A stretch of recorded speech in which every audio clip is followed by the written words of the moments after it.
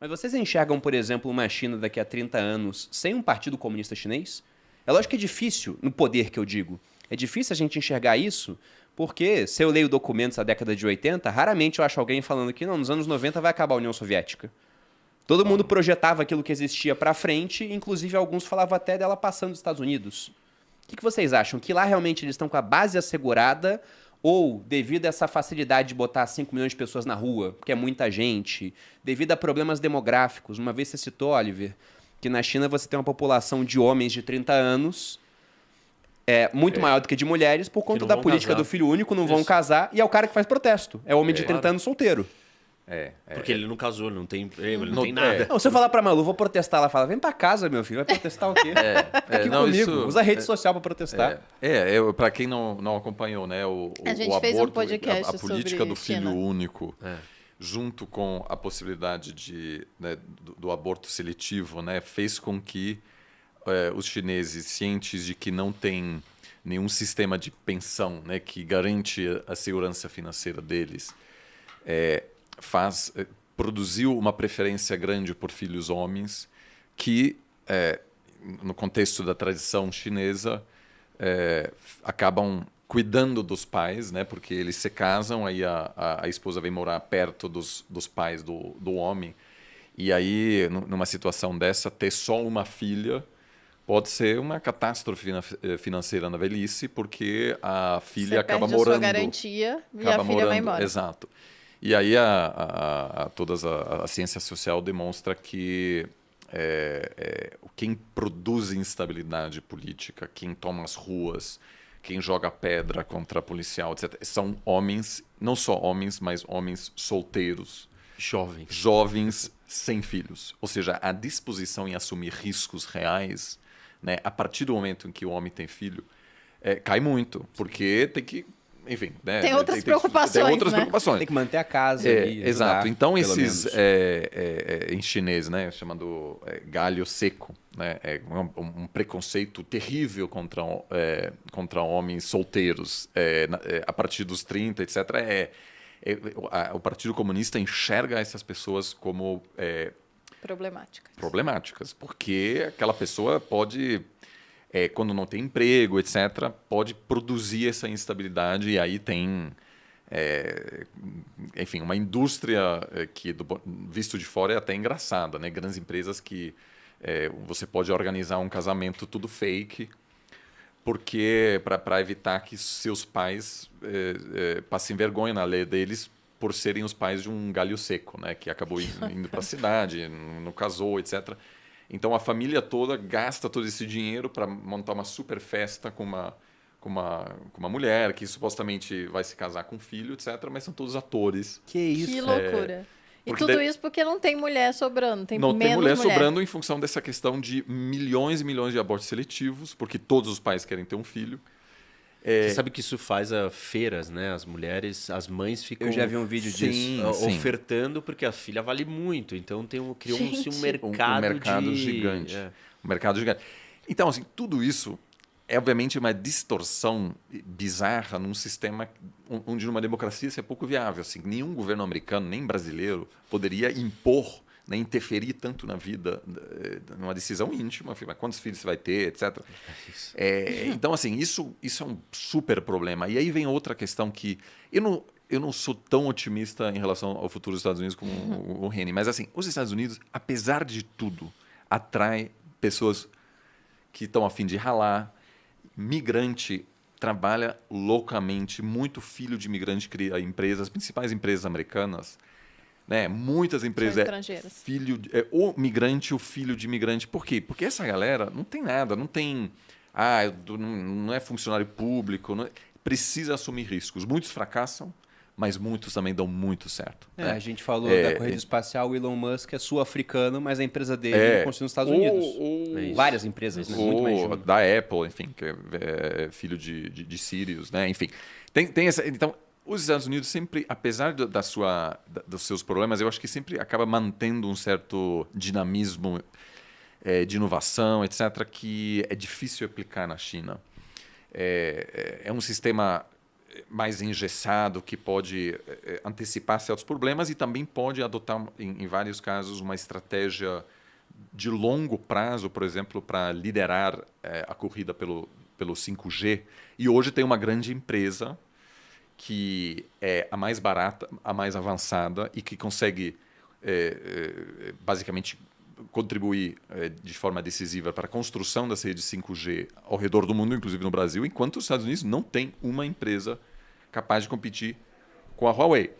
Por quê? Porque naquele momento teve um planejamento estratégico. A China, 20 anos atrás, disse a única forma da gente superar os Estados Unidos é a gente fazer pulos tecnológicos maiores do que os Estados Unidos. A gente não vai conseguir vencer uma guerra construindo porta-aviões. Né? Lançaram um agora, mas para você manusear um porta-aviões demora 10, 15 anos. Os Estados Unidos têm 11 ou mais. Então, há uma percepção de que dessa forma convencional não tem como desafiar os Estados Unidos, mas tem como desafiar investindo pesadamente na área de inteligência artificial. E nessa área, eu acho que a China está à frente. Em parte porque uma Uber da China pode utilizar dados pessoais das pessoas sem se preocupar com todas as, vamos dizer, amarras que um sistema democrático produz, né? Por que não tem trem de alta velocidade entre São Francisco e Los Angeles? Porque há o que é um termo até controverso, o que o Francis Fukuyama chama de excesso de democracia, porque qualquer pessoa que vive naquele espaço onde vai passar o trem pode processar o estado da Califórnia e dizer, não, aqui não vai passar. Na China, enfim, você mora lá onde vai, seus direitos pessoais serão violados naquele momento, porque tem um projeto. Agora, eu não acho que nenhum nem outro vamos dizer, a proposta certa. Tem democracias que conseguiram construir trens de alta velocidade, como a Coreia do Sul, como a França, como o Japão. Mas tem algumas áreas onde eu acho que os Estados Unidos não estão mais à frente. E isso me parece que ao médio prazo vai dar algumas vantagens decisivas à China. E eu acho que nessa área, por exemplo, 5G, né, a Huawei acumula tantos patentes que busca obter a vantagem estratégica, replicar essa vantagem estratégica que as empresas americanas e os Estados Unidos como um todo tinham no início da internet. Os Estados Unidos tinham tanta vantagem que todas as grandes empresas da internet da primeira geração são todas americanas. Sim. Né? A própria internet está sendo gerida por uma organização baseada nos Estados Unidos. Então, eu acho que os chineses viram isso. Eu acho muito bom. Imagina se fosse na China. Né? Isso. Então, eu não estou dizendo que aquilo... Mas esse que é o problema. Esse que é o problema dessa realidade que ele está descrevendo, que o Oliver está descrevendo, que não é irreal, ok. O problema é que você não pode deixar a Huawei, que é uma empresa controlada pelo Estado chinês, ter acesso a todas as informações de todas as pessoas do mundo. E isso vai levar a uma guerra, porque alguém vai virar e falar assim, olha, desculpa, não dá para eles terem essa informação. De todos os segredos industriais, de todas as grandes empresas, de todas as conversas de todas as pessoas do planeta inteiro. Se todo mundo vai usar o equipamento da Huawei, isso é um estopim gigantesco para uma hora assim, tipo... Olha, desculpa. Mas estamos chegando nesses dois. Só para completar, eu Claro. acho que o governo chinês vai conseguir segurar e se manter no controle, em parte justamente por isso que você está dizendo. Seu histórico de busca na internet hoje, se ele sugere que você não gosta do Partido Comunista, que, enfim, né, você usa Você procura coquetel Molotov, eles sabem disso e vem, pô. Então eu acho que solteiro aí tá pensando coisa errada. Exato. Então eu acho que o governo chinês chegou num nível hoje que consegue quase assim antecipar quem pode dar problema antes da própria pessoa tomar essa decisão. É quase o crime pensar lá do Orwell. Eles chegaram nesse nível. Eu acho, me parece que sim, porque a inteligência artificial, a mesma inteligência artificial, né, que é muito controversa, que os Estados Unidos utiliza para abater, para assassinar pessoas em várias regiões do mundo, a partir dos movimentos que eles fazem, dizendo, olha, essa pessoa está fazendo certas visitas, compra certos materiais. Eu não sei nada sobre essa pessoa, nem sei quem é. Mas a inteligência artificial, o algoritmo sugere que essa pessoa vai cometer um ataque terrorista contra uma base militar americana ao longo do próximo ano. Então, pode haver um ataque. Esse sistema hoje na China é tão sofisticado que talvez seja uma espécie de tecnoditadura que basicamente é inabalável porque consegue detectar e eliminar ameaças a seu controle social antes de qualquer coisa que possa surgir. É o Minority Report do Tom Cruise, então. Eles veem o crime antes de acontecer. Um pouco, acho que sim. Imagina o pesadelo que isso é para o mundo. Assim, aí não é uma questão de o que vai acontecer, mas é o que não pode acontecer. Porque nós estamos aqui descrevendo o que vai ou não. Mas aí nós vamos ter que entrar numa discussão moral. Do que o resto da humanidade vai fazer com uma situação como essa? Mas o que o Brasil vai não usar o Huawei? Não tem como, ou seja... Deveria, custo, mas o custo... claro, ou seja... Deveria. O Brasil já tem como maior parceiro comercial a China. Já tem uma dependência gigante da China. Mas aí a China está ficando 30%. cada vez mais assertiva e cada vez mais impondo politicamente as suas vantagens pela via econômica. E aí agora nossa comunicação inteira e todas as informações do Brasil vão estar na mão da China. Bom, desculpa, o Brasil ele está se entregando. E aí não é com a China. É fazer isso com qualquer país. É ruim do ponto de vista da segurança nacional e estratégia de um país. Politicamente viável hoje não seria, vamos dizer, fazer uma proposta. Seria você não comprar isso porque você vai pagar um pouco menos, vai lá e compra de outro. Compra da Ericsson, compra de outra empresa. É mais caro? É mais caro. Mas a segurança nacional vale mais. Não é que você está dando dinheiro para a Huawei, você está dando as informações para o governo chinês. Esse é o problema dessa história. Sim, mas eu digo, hoje não há nenhum ator político que, vamos dizer, você vai encarar o agro, que a elite econômica brasileira e política brasileira não pensa nesse sentido... Não tem como encarar esse custo a curto prazo. Mas o problema, assim, a questão da tecnologia chinesa, ela não está necessariamente atrelada com a nossa dependência ou com a nossa relação comercial do agro. A China depende do agro brasileiro. Assim, não é uma via de uma mão, assim, se você, então, porque senão nós já acabou, o Brasil acabou, porque aí nós estamos refém para sempre da China. Hoje é Huawei, amanhã é sei lá o quê, todo dia, aí vou falar, não, porque aí nós vamos vender mais o agro, nós vamos vender mais não sei o quê, não vamos vender mais minério de ferro. Claro. Mas o único ator político que, eu não concordo com ele, assim, mas que defendia esse tipo de postura foi derrubado pelo Senado, que foi o ex-chanceler do Brasil. Ou seja, não há hoje, eu acho que um movimento sério para...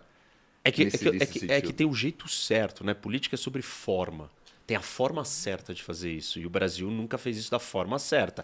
Ou dando uns chiliques, assim, gritando, ou se sujeitando, se submetendo por completo. Eu acho que o Brasil tem que sentar e falar assim, olha, China, nós temos uma realidade econômica muito próspera. Nós temos relações econômicas fantásticas. Mas deixa eu te falar uma coisa. Politicamente, eu vou discordar de vocês em alguns assuntos. E isso não tem que abalar. Isso é política. Você vai lá e avisa. Você fala, olha, eu quero ter liberdade aqui. Não, eu vou ficar incomodado, eu não vou gostar. Pô, não, a gente está ganhando dinheiro aqui. Você convence, você negocia, você fala, só que aqui eu não vou fazer isso. E aí é uma questão de visão. É que o Brasil não tem um projeto de país para virar e falar assim, nós não podemos entregar todas as informações. Uma coisa que o Bolsonaro fica falando tanto, né, dos nossos... me fugiu a matéria-prima... Nióbio? O nióbio. Que é a história do nióbio. Né? Não é, qual é a vantagem que o Brasil tem no nióbio? Ele não é que nós temos o recurso natural. Nós temos uma vantagem industrial produtiva. O Brasil desenvolveu uma técnica que é um segredo industrial. A nossa comunicação é controlada pelo chinês. A primeira coisa que acabou é isso. Esse segredo industrial acabou. Aliás, é isso que a China está fazendo no mundo inteiro. Então, aí o Brasil vai perdendo todas as vantagens que ele tem até a China virar e falar assim, bom, assim, você é um quintal meu. E se a gente fala tanto e reclama tanto, não, porque o imperialismo americano, porque nós não podemos estar dependentes e vulneráveis dos Estados Unidos ou dos europeus, mas e por que essa conversa não existe sobre a China? Porque entendeu? é o imperialismo do bem, Rô. Opa! O Oliver acabou de me descrever um negócio aqui. Mas eu também acho que a distância... E de novo, eu vejo que nesse caso é um dos poucos consensos políticos no Brasil. Vamos dizer, o único ponto de consenso entre o Lula e Bolsonaro, por exemplo, é, de certa forma, a discordância daquilo que você descreve de dizer nesse quesito temos lado. Porque a postura brasileira, no fundo, não vamos interferir em uma situação uma decisão puramente econômica. Sim. A Huawei é mais barata. e vai ficar por isso, né? Então, o que você descreve são, de certa forma, considerações de longo prazo. Isso. E aí estratégicas. De certa Para forma... a sobrevivência da nação. Mas isso é difícil, né? Não, claro que é difícil. Não, mas é que pelo se a gente seguinte, não fala disso, a gente não alerta, claro. a gente nunca dá esse passo. O Brasil nunca sai dessa situação. Mas tem, em função da distância, me parece, de certo ponto, natural, né? Você está dizendo, imperialismo, que a preocupação, em função também do histórico, obviamente, que a preocupação com a influência americana esteja mais enraizada, obviamente, né? Não é só essa questão ideológica, etc., é também, né, se olhar para os últimos 100 anos que houve, em função da história, ou seja, isso não me parece ser controverso dizer que houve maior interferência do que por parte da China, porque a China não era um ator Não era, mas a presente. dependência que o Brasil tem Claro. da China hoje é muito maior do que a dependência Sim, que o Brasil sim. teve em algum momento com os Estados Unidos. Isso sem me dúvida. parece muito mais grave, dado a natureza do regime que nós estamos comparando. Mas aí eu acho que vem uma questão muito interessante, que a China, apesar de ser uma potência antiga, a China de hoje é também diferente. É claro que o Partido Comunista, por exemplo, as burocracias, os ministérios, etc., estão fisicamente localizados no mesmo local onde estavam, né, os ministérios há 100, 200, 300 anos, na cidade proibida, etc. Mas ninguém sabe como a China vai se comportar. Né? Temos hipóteses, né? Mas a China não era um país, vamos dizer, um membro aceito na comunidade internacional, não tinha presença na ONU, o representante da China era Taiwan. Então, os diplomatas, não existe uma tradição diplomática de longo prazo, de uma antiga tradição diplomática chinesa, porque o regime aí é realmente diferente, né? A China não era um país aberto nesse sentido ao mundo, e eu acho que ainda tem muita coisa que não sabemos e que isso torna a previsão, né, se reduz a nossa capacidade em prever como a China vai se comportar. E aí uma questão interessante os Estados Unidos passam por um processo de instabilidade interna, sem dúvida. Isso compromete a atuação externa americana? Sim, mas não sabemos quando. Quando você olha para o declínio do Império Romano, pode ser que ao longo dos próximos 50 anos, os Estados Unidos entram em um processo de erosão interna, mas meio que por fora as coisas continuam, as bases. Não é uma falta de dinheiro. O que levou, no final, o Império Romano ao colapso também na sua atuação é interna, mas aí demorou muito tempo. Ou seja, por um bom tempo, meio que a coisa parece que continua funcionando. Eu não acho que daqui a 10 anos algum presidente vai, de repente, fechar todas as bases militares ao redor do mundo. O Trump até meio que tentou, mas não conseguiu. Então, também pode ser que, por um bom tempo, o país meio que continua tendo uma atuação incisiva no âmbito externo, apesar de já ter passado por um semi-colapso interno. E a outra questão da China... Isso por causa da moeda, né? Vamos chegar nesse ponto. E a outra questão da China a China vai encarar problemas graves, sim, demográfico, fuga de cérebros.